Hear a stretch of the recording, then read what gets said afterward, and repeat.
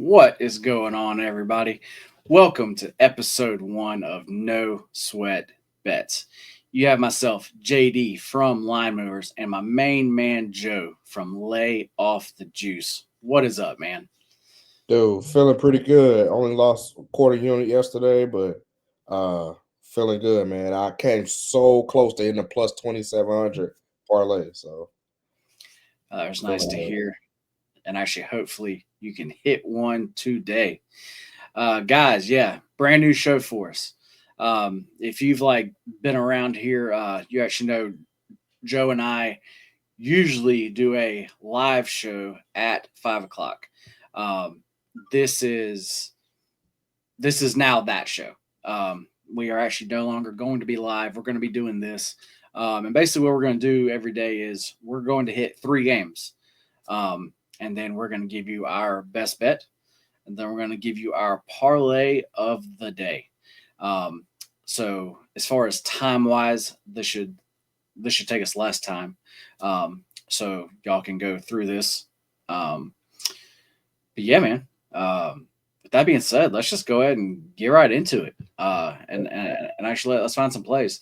First game we're going to be breaking down today, guys, is the NBA playoff game. We got the Timberwolves at the Thunder.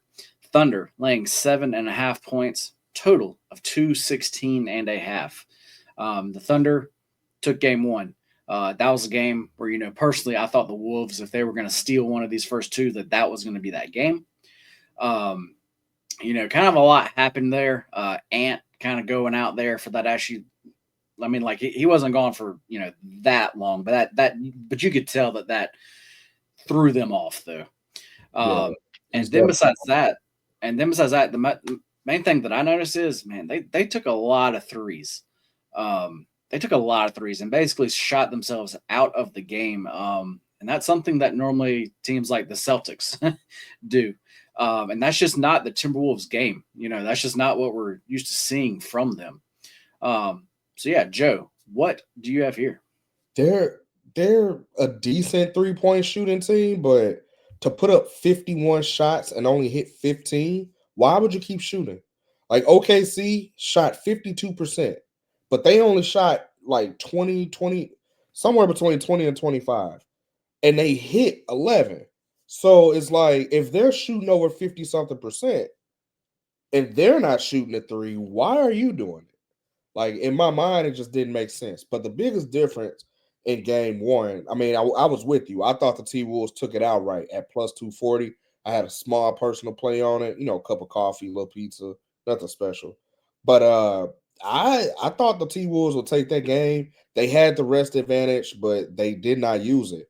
Usually, when a team is chucking up threes, that's because they're tired.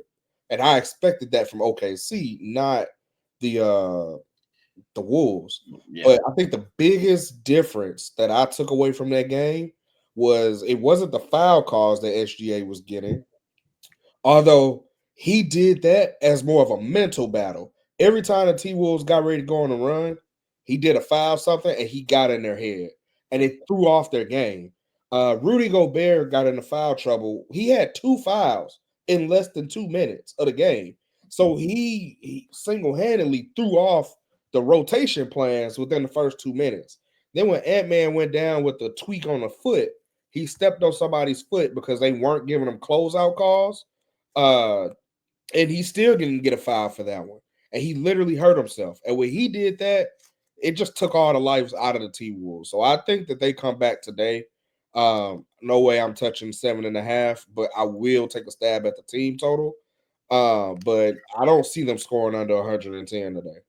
Um, the biggest difference in that game was points in the paint. That's usually where Julius Randle and Rudy Gobert dominate, right? yep, They lost 20 to 54. OKC is not a bully ball type team. That is definitely the T Wolves. And Julius Randle, when he got hot from three, that could have been the worst thing to happen because it threw off the spacing, it threw off the rotations, threw off everything. Yeah, a 3-pointer went in. He was the only person above 50% on the entire team. Everyone else, DiVincenzo, I think he shot like 1 for 9 or something. Like his shots been completely off. Uh They had a 8-man rotation, and they actually played more players than OKC did. OKC's bench, their rotation, it was shortened to 7 guys. So that lets you know that they're trying to match up with the T Wolves. They just don't have the size. Chet is too thin, and Hartenstein is too slow. Julius Randle and Gobert should be eating in the paint, and they're just not for whatever reason. Gobert was in foul trouble. Julius was outside the arc shooting threes. Like there was no discipline in that game, and that's why they got it handed to them.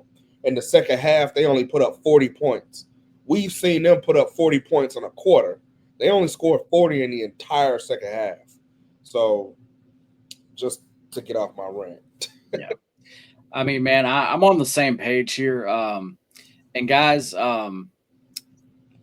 for for actually Joe and I both, we're not going to give out plays here that actually we have not personally bet. Yeah. So for this game, currently right now at actually this point in the day, I have not made a play here.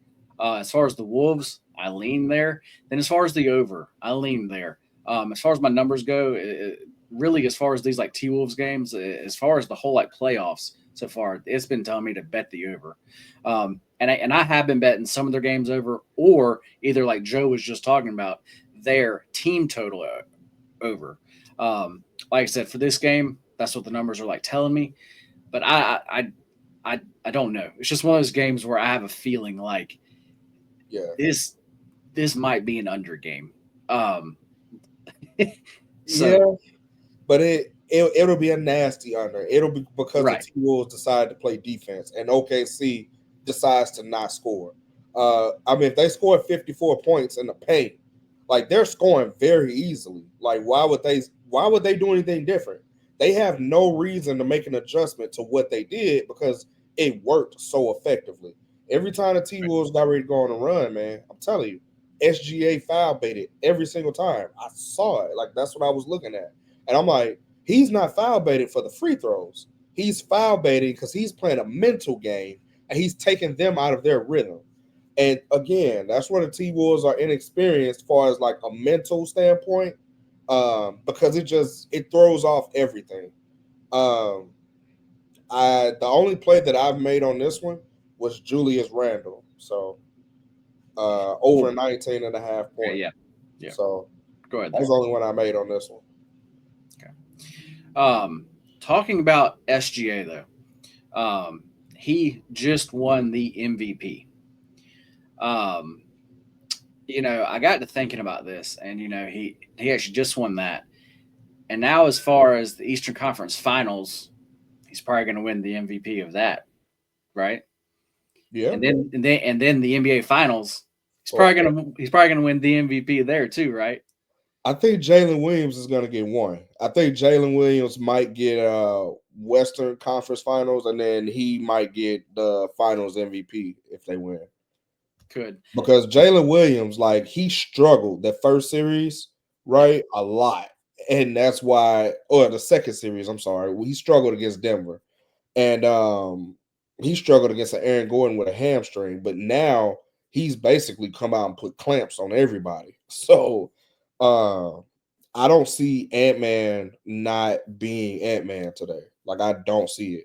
The T Wolves they don't need to go down 0-2 because they're OKC can travel. So they Yeah. don't need to go down 0-2 because that's not a team you want to go down 0-2 to. The Thunder have been known to let up on a game in a series and then come out and dominate the very next game. So I do see the Wolves. I see them hitting the team total more than anything. I think the team total is a safe play. So Yeah, man. This is one of those. As far as the series goes, I'm not going to be having actually like a lot of plays here. I'm going to find those certain spots. Just actually like you're like saying, it's going to be one of those where yeah, the Thunder lose a game, and then I play their first half like team. Their like first half actually like team actually like total over that actually next game, like actually stuff like that. It's going to be as far as just how the games are like lined. I mean, like I think they're like lined well. Like I don't, as far as like value goes, I really don't see a bunch of value with these games lined like actually this. There's one future I'm so tempted to take, and that's this series goes to 6 games at -115. It's I only think minus 115 now. Yeah, I think it's a Wow. huge overreaction to the way they got dominated in game one. I do think this goes at least 6. So Hmm. I'm tempted to take that. That's definitely a good price. Because that's something that I know that me and you talked about taking, and that was before game one, and now that's a much better Yeah. price now. It was Um, 150 or 145. So so yeah, yeah, I like that one. All right, man. Let's go and keep it moving here. Second game today, we're going to a little MLB, and going to the Phillies at the Rockies. Phillies laying a big number here, minus 305. Total is 11 and a half now. I mean, the Phillies laying minus 305. I think everybody knows why. It's actually Rockies' team is just historically bad.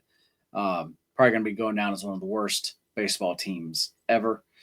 Um, yeah, they're just bad. Um, on the mound today, you have Ranger Suarez going up against Herman Marquez.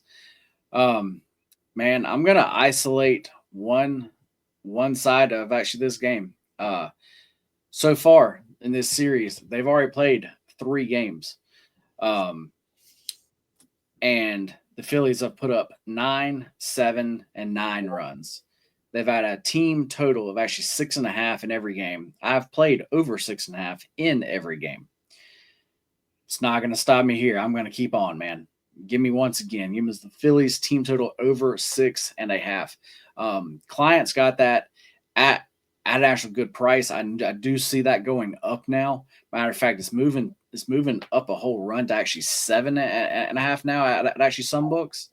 Um, I would personally not play it at 7.5. I would just take the full game over at actually that point. Because this is a game where I think the Rockies actually like put some runs up too. Um, so so it would either be for me that Phillies team total over 6.5 runs, or either just play the full game over. Um, I mean, actually, like as far as actually Marquez goes, he's given up at least trash can. five. Yeah, he's given up at least 5 runs in 4 out of 5. 4 out of his last 5. He had five out of one good game. six. 5 out of 6. Okay. He Five had out of one six. good game against the Padres. Yeah. I mean, on the year so far, he's pitched in 9 games. He's 1-6, has an 8.78 ERA and a 1.83 WHIP. I mean, you're getting close to a 2 WHIP. Man, that is. I mean, there's no other way to say it. I mean, that's just bad. Um, but that's just what this Rockies team this like season has been. And actually, then you have the Rockies bullpen coming in after him, and you're not getting anything better there.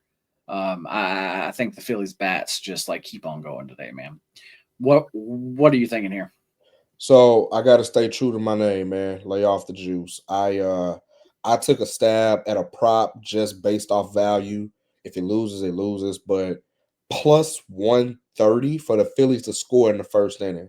First Okay. off, since they've been in Coors Field, they've scored every first inning except for one. The last 2 games they've scored in the first inning, right? And I mean like 2 and 3 runs. Mm-hmm. So with a guy that has an 8 ERA and a 2 something whip, it's so easy for them to send one out of the park. Um, so plus 130 for Phillies to score in the first inning, I took it. I think they slam them, and like you put a trash can against Phillies and small field, like that's just all the recipe for disasters. Way too much value in plus 130. So I took a stab at it. Man, I really like that. Mm. That's not really something that there's not a bet that you see much. Right. And I just like the fact that you like dug in and found that, man. Dude, like the yes first inning is juiced to 165. So they're telling you Like, one of the two teams are gonna score. So and I, most likely that's it's the going to be the Phillies. Phillies. So at Exactly. actually plus 130, that makes so much sense, man. Yeah. Yeah, that makes so much sense. Really like that. All right, well, let's keep it moving here, man. Next game up, the last game we're doing. It's going to be the Mariners playing the Astros. Mariners laying minus 135, total of 8.5. Big thing here for me, for the Mariners, starting pitcher, Kirby, Mr. George Kirby. This is going to be his first start of the season. Um, and honestly, I'm a George Kirby guy. I actually like him. And I think as the season goes on, he is like going to like pitch well. I actually really do. Um, I do have to say though, I've been keeping up with it, and as far as his minor league starts, um, they haven't gone so well. His first start, I believe he only pitched an inning there, and I believe he actually gave up a solo bomb. His second start, he went 2 or 3 innings and actually gave up 3 runs. But then his last start, though, that's the main one that I want to focus on. This is his start right before he comes back up to the major leagues. Uh, he pitched 4 innings, gave up 10 hits, and gave up 4 earned runs. Um, this is in the minor leagues now. This is in the minor leagues. So now he comes up and he's going to face an Astros lineup, which throughout the year, you're kind of like, yeah, they're kind of whatever. But if you dig into it, at home against right-handers, this actually lineup has been raking. If you look at WRC plus and actually OBS, like every hitting stat you would look at, they're actually in the top 5, if actually not second in almost every stat. Um, they've been hitting extremely well. Um, so for this one against George Kirby, like I said, making that first start in the minors, he just hasn't looked great. And then facing Astros lineup against righties, that's doing really well. And you're giving me a first 5 team total of only 1.5. You're gonna Yeah, tell me you're that's gonna tell me that through 5 innings, just a bloop and a that, blast, and actually like we're home.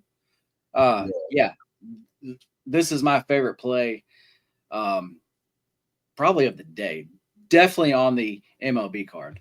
Um, yeah, man, I'm just all over this here. The rest of the game, I don't even, like I said, I'm not even capping the rest of the game. I am focusing on just Yeah. just that, and Yeah. actually like that's it.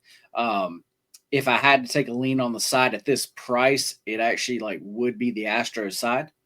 Um, there's how I would have to lean. But yeah, but for me, give me that Astros first 5 team total over 1.5. Joe, what do you have here, man? I love that play, by the way. I'm definitely telling that. But the play that I took was Lance McCullers under 4.5 Ks. Okay. As an Astros guy, I can tell you firsthand, he does not go deep in the ball games. He is yet to have a game where he's thrown 90 pitches, and a lot of that is used up in the first couple innings. He doesn't really go deep into lineups and rotations. He's not crossed 4.5 yet. He's had 4, 0, and 2 strikeouts.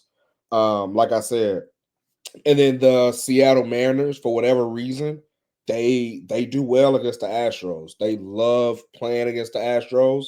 Historically, this year and last year, it's always been a very tight, close game. I'm a George Kirby guy kind of guy too, but I can't back a pitcher on this first game back. If anything, I'd take the angle you do and fade him. Like I need to see it like once or twice at least, so that I can put eyes on him and see what he does in the majors. Um, yeah, so Lance McCullers under 4.5 Ks is my favorite play on this one. It's also less juiced because the Seattle Mariners typically give up, 6th or 7th most strikeouts to right-handers or whatever. But hear me out. McCullers doesn't go deep. The Mariners, the batting rotation today, they have like 5 or 6 guys with less than 20% K rates of the year. So, and they historically do well against the Astros. So putting all that together, I'm gonna fade a trend of over 4.5. I just haven't seen McCullers do it yet, and I don't think he does it today. I like that, man. I think we both have some good plays there on that game. Really do. Well, guys, Yeah, there's as far as the game breakdowns, that's going to be it for us. And, and actually, that's what we're going to do every day here. We're going to give you 3 games. We're going to go through them, and then yeah, now we're going to get into um, let's uh, let's do best bets first. Okay. Let's go ahead and give everybody our best bets. Joe, I'm going to let you go first. I'm doing Julius Randle over 19.5 points, man. Um, I know if you have sleeper or something like that, I also like his points rebounds. If you guys want to alternate, but I think Julius Randle eats today. I don't think he lives at the 3 point line, but that 20 to 54, that is an adjustment that needs to be made. He's been playing bully ball all year. I think he eats inside of the paint. So 19.5, that's far too low. His point total should be 21.5 by now. So that's where I'm at. I like that. And my best bet for today's show is going to be the play that we just talked about, guys. Give me the Astros first 5 team total over 1.5. Um, yeah, I absolutely love this play. So there's our best bets up on the screen. I'm going to leave those up there for just a little bit so everybody can actually like take your screenshots, get those and lock those in with us. But now there's something that actually Joe and I do that we've been doing for a while now, and that is our parlay of the day, and it is now called the Sweat Session. It's going to be our parlay of the day. Joe, do you want to tell them a little more about our parlay of the day, and also how they can get a chance to maybe make a little something here? So the way that this works is JD and I are going to give out a parlay piece that everybody can play. And the thought process is we're helping people build their bankrolls. If you keep one unit on it, just a consistent small or a half of unit, depending on how much you bet, a consistent small throughout the week, Monday through Friday, you will be up. I don't think we've had a losing week yet with Parlay of the Day, but we're going to actually start tracking it. And also, if a person's piece loses, we will buy you a drink. All you have to do is comment under the, excuse me, all you have to do to get entered into that raffle is to comment on the YouTube page. You'll say, hey, uh, drink something. Just comment, and we'll pick from there. Yep, that is right. So yeah, just leave us an actual comment. You can actually drop actually like your actual play or actually your actual best bet of the day. You like Joe said, you can just say hey, you can say whatever you actually want to, but as long as you comment, you will be entered in to win that. And with that being said, here is our parlay of the day. Joe, what is your piece, man?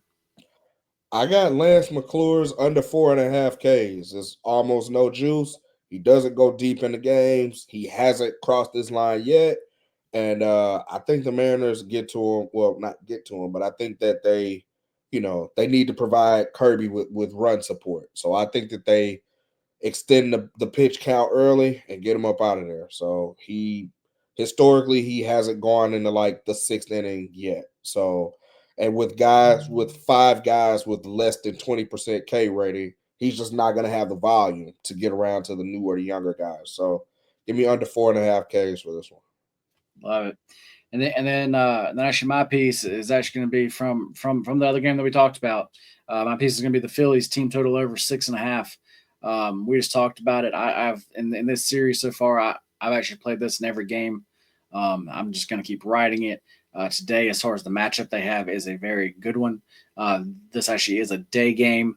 It's going to be nice and warm. Balls should be flying. So if you parlay those actually together, you get a nice plus 218. So, yeah, guys, that is our parlay of the day. Um, hey, man, it was a great first show. Yeah. Uh, I'm definitely looking forward to actually doing this every day. And actually, like Joe said, we actually are going to keep track of actually like all these plays. So you're going to be able to see exactly how we are doing. Um, as far as underneath this actual video here, there's going to be a link. There is a Discord link. Get in there, guys.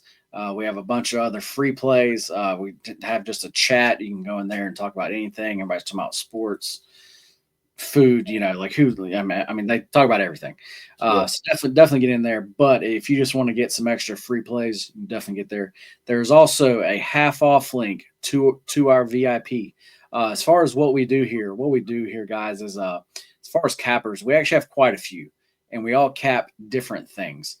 So what we wanted to do is make a group and bring everybody together where you have a capper for basically every main sport. Like we have UFC and soccer, and of course basketball, baseball, and all that. Golf. I mean, yeah, yeah. I mean, we like literally cover everything.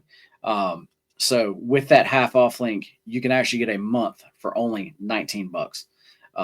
So what you're definitely normally paying more than that for just one guy who's covering maybe one or two sports, and here you're paying that a month and literally getting everything. So definitely take advantage of that. And yeah, guys, make sure to smash that like button for us. We would really appreciate that. And with that, Joe, take us out. Like my favorite rapper, DJ Khaled, he said, "You either win with us or watch us win. Either way, let's fucking win, baby." Let's fucking win, guys. See y'all tomorrow.